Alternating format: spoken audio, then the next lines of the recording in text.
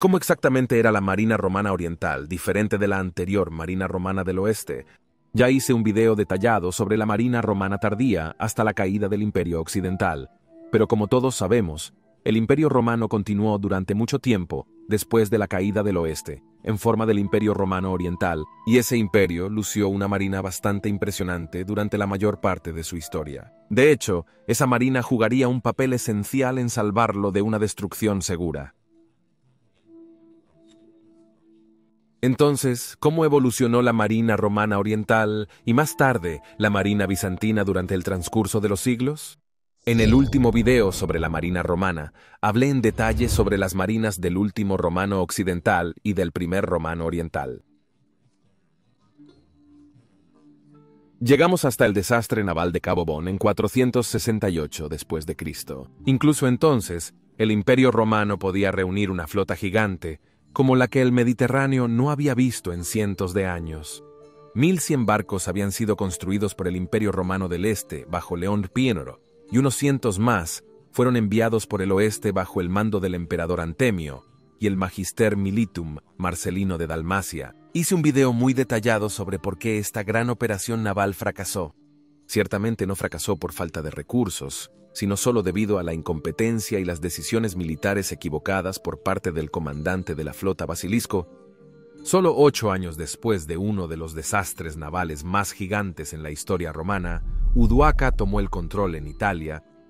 Julio Napos y Siagrio fueron asesinados poco después, y así el resto de la Marina Romana ahora se ubicaba exclusivamente en el Imperio Romano Oriental, pero por supuesto, también se podría argumentar que los reinos germánicos, especialmente los vándalos, aún poseían restos de la antigua Marina Romana del Oeste, ya que simplemente capturaron los barcos en los puertos romanos. Especialmente la flota vándala debió haber estado compuesta en gran parte por barcos romanos capturados.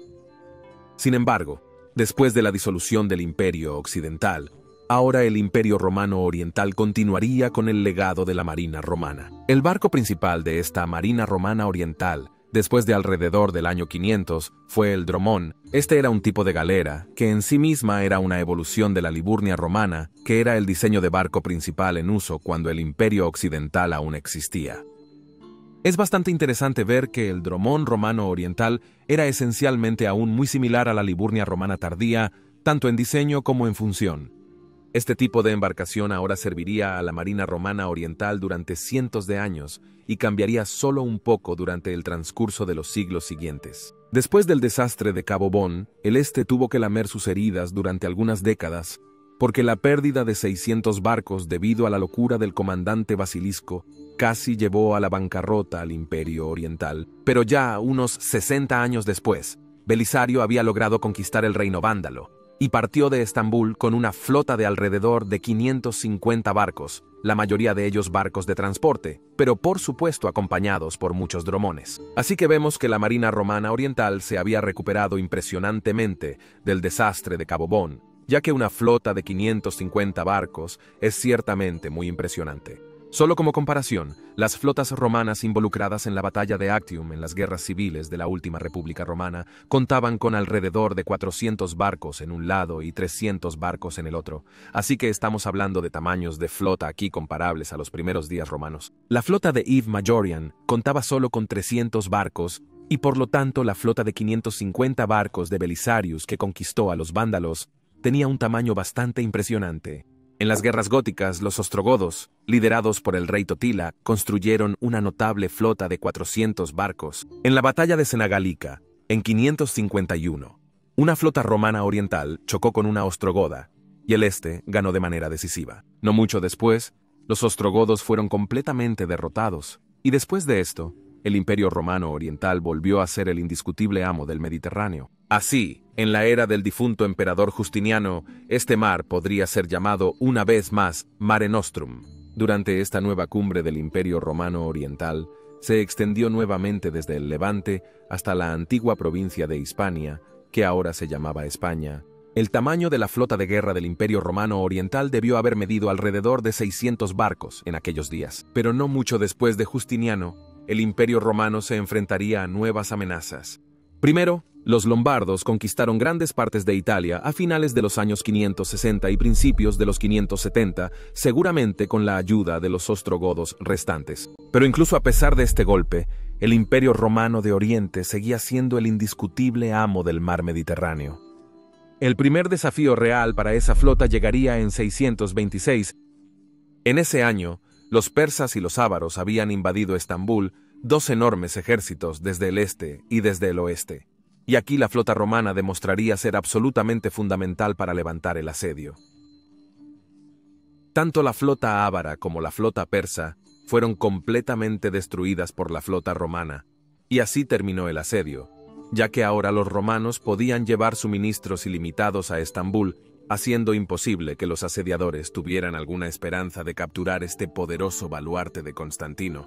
Pero no mucho después, los romanos del este se enfrentarían a un enemigo formidable. Los persas y ávaros fueron derrotados, pero solo unos 10 años después, una nueva amenaza irrumpiría en Egipto y el Levante desde Arabia. Tanto los persas como los romanos del este estaban debilitados por décadas de guerras implacables y brutales, por lo que los musulmanes tuvieron un juego bastante fácil al conquistar grandes partes del Imperio Romano del Este. Con la pérdida de estas provincias, de hecho, ahora podríamos empezar a llamar a este imperio el Imperio Bizantino, porque el Imperio Romano había perdido ahora sus provincias más importantes, y seguiría una fuerte transformación cultural.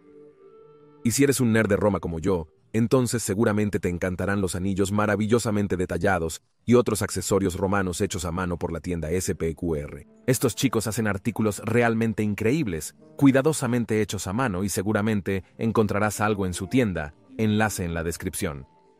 E incluso hacen el único anillo oficial del canal Majorianus, que puedes pedir en bronce e incluso en plata para honrar el legado del emperador Majoriano. Creo que Majoriano estaría orgulloso al ver esto. Con el código Majorianus, incluso obtienes un 10% de descuento en cada uno de sus artículos, así que ve y echa un vistazo a su increíble tienda. Y ahora incluso puedes pedir mercancía de Majorianus, sí, de hecho, tazas o camisetas en mi página oficial de mercancía, a la que por supuesto también enlazo en la descripción. Julius Valerius Majorianus estaría bastante sorprendido de ver toda esta mercancía, y Rikima estaría súper celoso porque no recibe ni un solo artículo. Cosas sorprendentes, ve a verlas. El primer enfrentamiento naval entre el Imperio Bizantino y este nuevo adversario, el Califato musulmán, fue la Batalla de los Mástiles en 654. Aquí, dos gigantescas flotas se encontraron en lo que ahora es la costa del sur de Turquía, cerca de la actual Finique. La flota bizantina constaba de 500 barcos, mientras que el Califato Rashidun solo tenía 200. Esta batalla terminó en una derrota desastrosa para el Imperio Bizantino. Toda su flota de 500 barcos fue destruida. Es muy probable que para perder contra un enemigo con números tan inferiores debió haber habido una incompetencia absoluta por parte de los bizantinos. Su emperador, Constant II, probablemente sin ninguna experiencia, no era un brillante comandante naval y apenas escapó de este encuentro con su vida. Y es bastante probable que este desastre total, como el que los romanos no habían presenciado desde la batalla de Cabo Bueno 200 años antes, habría significado el fin para este remanente del antiguo Imperio Romano. Pero como si respondiera a las oraciones de la población bizantina, llegó alguien que salvó al antiguo imperio de Constantino de una condena segura. Un tal Calínico de la ciudad de Heliópolis, que había sido invadida por los musulmanes, trajo una poderosa invención a Estambul: el fuego griego. El primer uso de esta nueva superarma de la antigüedad tardía, o la Alta Edad Media, se informó en 672. Sin embargo, solo en 717 y 718 traería al Imperio Bizantino una gran victoria. El Califato Omeya se había expandido tanto que Estambul estaba una vez más bajo asedio. Y aquí, de hecho, el fuego griego dio a los bizantinos tal ventaja que lograron destruir y capturar completamente una flota de 760 barcos, salvando así a Estambul de una condena segura. Durante estos tiempos, dado que ahora la cultura de los romanos orientales se había vuelto completamente dominada por los griegos, también cambió la organización de esta ahora flota bizantina. Durante los tiempos romanos, las flotas se organizaban en el sistema Classis. Hablé en detalle sobre ello en este video aquí. Sin embargo, dado que, como dijimos, se produjeron cambios culturales masivos a principios y mediados de los años 600, este sistema también cambió y la flota se organizó desde entonces en el sistema Caravisiani. Caravisiani se puede traducir literalmente como marineros. Se mencionaron por primera vez alrededor del año 680 y se formaron de manera muy similar a los temas del ejército terrestre. Eran un cuerpo militar distinto nombrado después de sus soldados y dirigido por un estratigos. Sin embargo, progresivamente, la flota de Caravisiani se dividió en varias flotas temáticas regionales, mientras que se mantenía una flota imperial central en Estambul, protegiendo la ciudad y formando el cuerpo de expediciones navales. Para finales del siglo VIII, la Marina Bizantina, una fuerza bien organizada y mantenida, volvió a ser la potencia marítima dominante en el Mediterráneo, gracias a esta reorganización, pero también debido a la superioridad tecnológica del fuego griego. En 727, una revuelta de las flotas temáticas provinciales motivada en gran medida por el resentimiento contra el iconoclasmo del emperador, fue sofocada por la flota imperial mediante el uso del fuego griego. A pesar de las pérdidas que esto implicó, se informa que se enviaron unos 390 buques de guerra para atacar Damieta en 739 y en 746.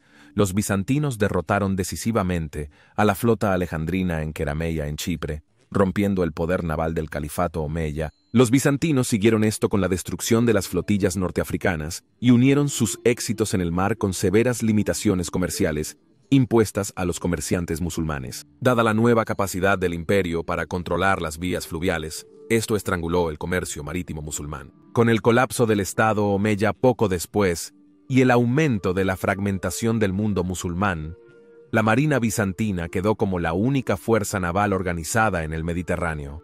Por lo tanto, durante la segunda mitad del siglo VIII, los bizantinos disfrutaron de un segundo período de total superioridad naval. El antagonismo con las marinas musulmanas continuó con éxito alternante, pero en el siglo X, los bizantinos pudieron recuperar una posición de supremacía nuevamente en el Mediterráneo oriental. Alrededor del año 900, la marina bizantina constaba de 300 barcos de guerra, lo cual sigue siendo un tamaño muy respetable. Niceforos Focas comandaba una flota de 100 dromones, 200 calendias, que es un tipo modificado de dromón, que incluso podía transportar caballos, y 308 transportes, por lo que el tamaño total de la flota era de 608 barcos y 77.000 hombres, un tamaño de flota verdaderamente masivo, que incluso habría hecho sentir orgullosos a los antiguos romanos. Después de que Creta fue restaurada al dominio bizantino, comenzó un nuevo período de supremacía naval para el Imperio Romano de Oriente. Pero, como suele suceder, cuando quedan pocos adversarios, la complacencia comienza a instalarse. Aunque todavía respetable en la época de Basilio II, ya para 1078, la flota bizantina había comenzado a declinar. Pero incluso Manuel I Comneno todavía comandaba una flota de 150 barcos contra los venecianos, logrando una victoria para el Imperio bizantino en 1171. Lógicamente, después del desastroso saqueo de Estambul, en 1204 la flota bizantina declinó aún más. Esto marcó el fin de la dominación naval bizantina del Mediterráneo oriental para siempre, de la cual nunca se recuperaría. Por lo tanto, los tamaños de la flota posterior nunca volvieron a alcanzar mucho más de 100 barcos durante todo el siglo XIV. Para 1400, la flota bizantina consistía solo en un puñado de barcos que estaban anclados en Estambul. La última victoria naval bizantina se logró en 1427 en la batalla de las Islas Iquinadis, donde el déspota de Epiro fue derrotado y sus posesiones anexadas por los bizantinos. Pero podemos imaginar que esta batalla apenas involucró más que un puñado de barcos. El último enfrentamiento naval de la historia bizantina tuvo lugar cuando 3 galeras genovesas que escoltaban un transporte bizantino se abrieron camino a través de la enorme flota de bloqueo otomana y entraron en el Cuerno de Oro durante el asedio de Estambul en 1453. Y con la caída final de Estambul, así terminó la marina bizantina o romana oriental, que en ocasiones había dominado todo el Mediterráneo, y que fue una fuerza de combate formidable hasta bien entrado el siglo XII, dando a los bizantinos dominación naval durante cientos de años. Así, toda la marina romana duró desde los tiempos de la mitad de la República Romana, cuando se construyó la primera gran flota en la Primera Guerra Púnica en el siglo III a.C., hasta el siglo XV d.C. Así, El poder naval romano dominó el mar Mediterráneo durante alrededor de 1300 años, lo cual es un periodo de tiempo notablemente largo.